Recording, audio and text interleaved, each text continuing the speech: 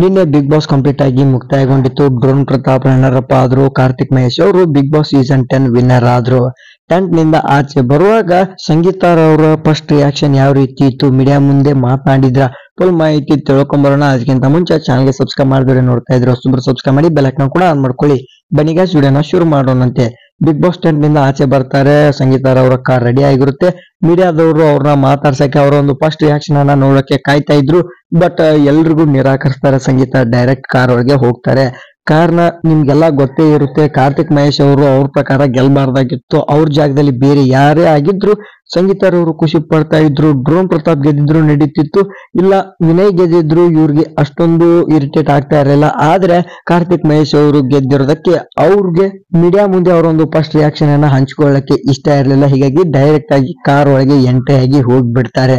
ಅದು ಕ್ಯಾಮ್ರಾದಲ್ಲಿ ಸೆರೆಯಾಗಿದೆ. ನೀವು ಸ್ಕ್ರೀನ್ ಮೇಲೆ ನೋಡ್ತಾ ಇರಬಹುದು. ಇದೇ ರೀತಿ ಹೆಚ್ಚಿನ ವಿಡಿಯೋಗಳಿಗಾಗಿ ಚಾನಲ್ ಸಬ್ಸ್ಕ್ರೈಬ್ ಮಾಡಿ ಸಪೋರ್ಟ್ ಮಾಡಿ. Thank you.